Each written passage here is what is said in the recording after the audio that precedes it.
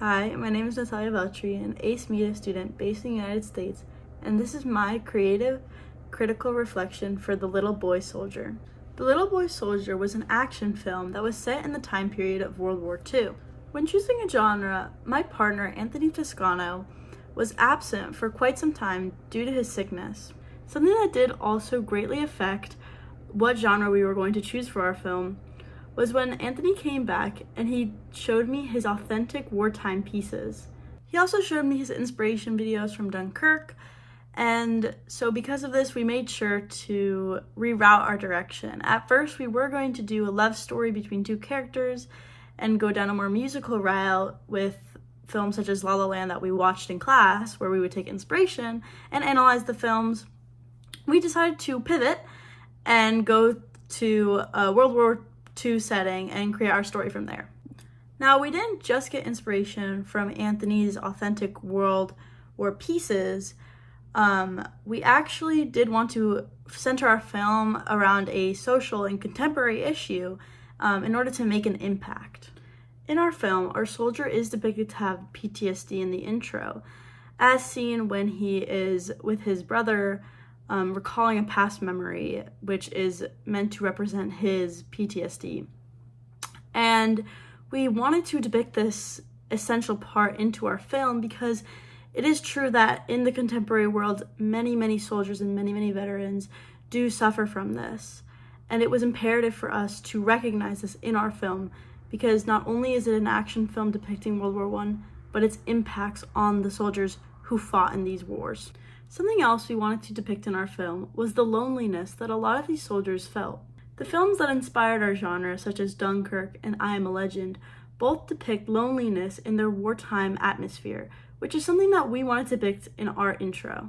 We wanted to depict a tone of loneliness throughout our film to not only build realism to the wartime atmosphere, but to also bring awareness to the emotions felt by the soldiers in active combat. Moving on, throughout this filmmaking process, I had to learn a lot of different skills and had to apply them when making our film. One skill I had to learn was time management, as it was imperative that me and Anthony could meet on the same days, and as both of us have very busy and packed schedules as full-time high school students, it was hard to be able to call every single night and have check-ins daily, being able to stay on the same page where we were with our film. As we got our time management skills down, I had to learn different production skills in order to create this piece. First and foremost, our pre-production skills were imperative for making this film.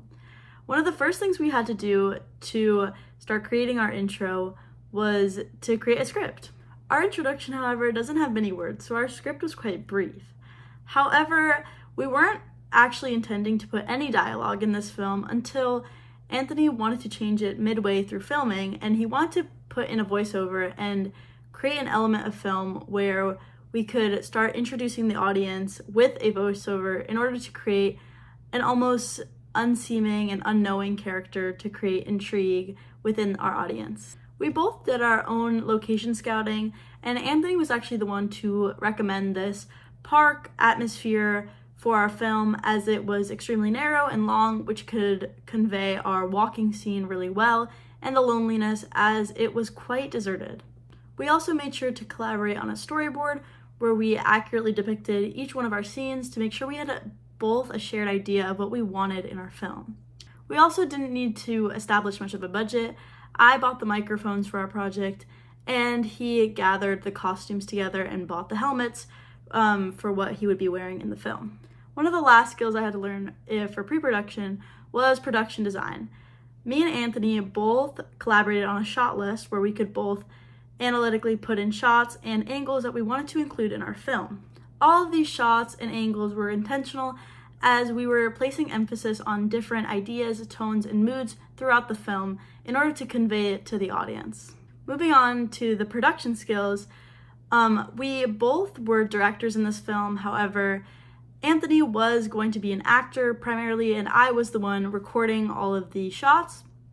So because of this, I made a lot of the calls on where we should go and what we should do for each scene if we needed to change something. As we weren't getting the sounds that we wanted while recording, me and Anthony actually used our mics and did some Foley work by breaking different twigs and stepping on different leaves in order to get diegetic sounds that we could incorporate into our film to create a natural ambiance.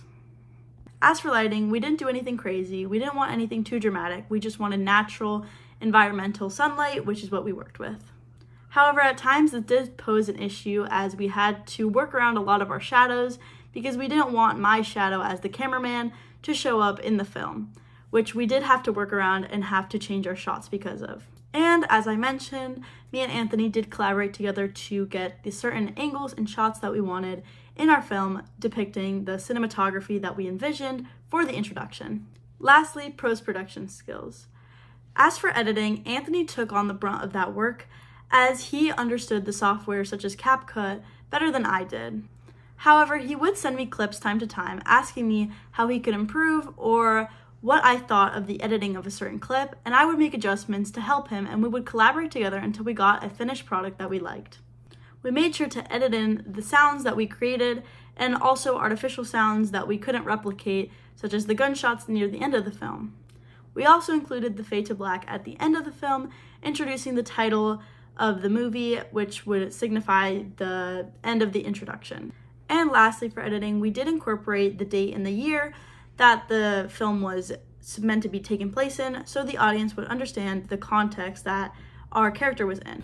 One of the hardware devices that we used in order to conduct this film was using Anthony's iPhone 14 Plus, which allowed us to use the cinematic mode on the camera in order to get quality shots for each one of our scenes in the film. Alongside the iPhone, we also used lavalier wireless microphones bought off of Amazon in order to conduct the Foley work that we had to do for every diegetic sound that we wanted to incorporate into our film. As for the editing software, Anthony used CapCut on his phone in order to conjoin the clips, add the sounds, and add the titles that were needed for the film.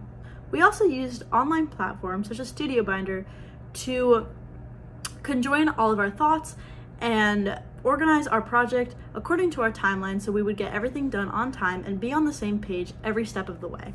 Although we didn't just use Studio Binder in order to organize our filmmaking process, but we also used it for inspiration such as shots and angles that we could incorporate into our film.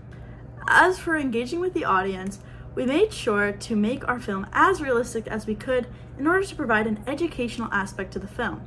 This was so students and other possible audiences that we could have were able to have an understanding of the time period and how these historical events affected individuals.